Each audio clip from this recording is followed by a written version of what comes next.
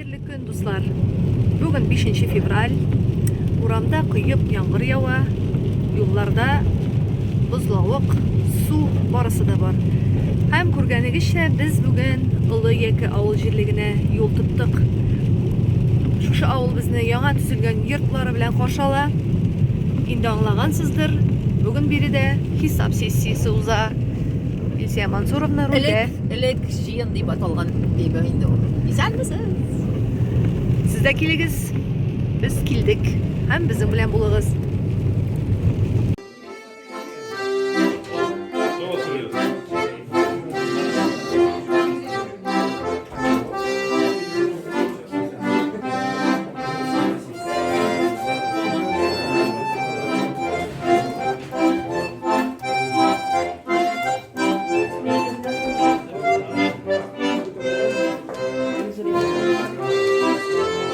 Ilı Yeki avul jirligine keldik.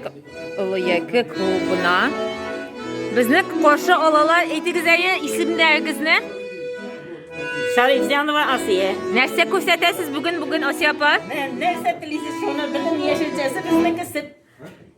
Produksiyasi bizniki.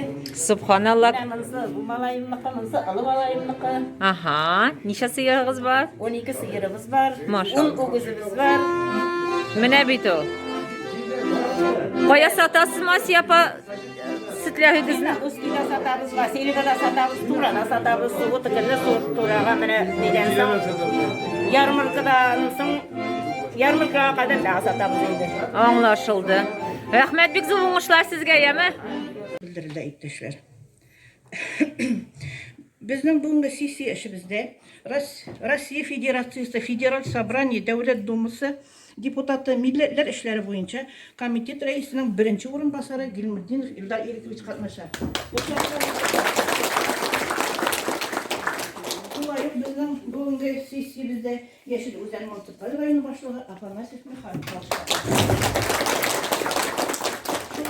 Bizning murojaat qabul etdi. Barliq murojaatlarning o'tashi 97% tashkil etdi. Hayvonlar sonuna kelganda barlig'i magazli eritirliklar 329, şol hisobdan sıyırlardan biri.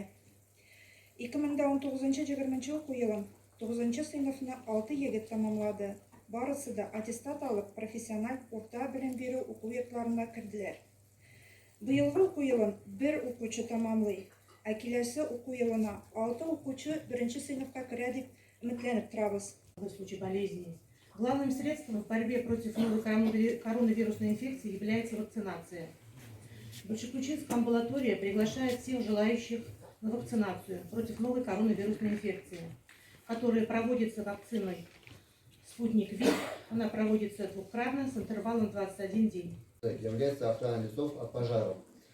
Основной причиной возникновения лесных пожаров является неосторожность или беспечность человека, наблюдение требований пожарной безопасности в лесах и сельскохозяйственные полы. И обнаружение на ранней стадии возникновения пожара является установка в жилых домах вот таких автономных пожарных извещателей, которые работают от обычной батарейки крона.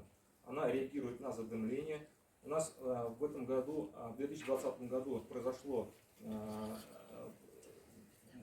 гибель 18 человек, что в 2,5 раза больше, чем за 2019 год.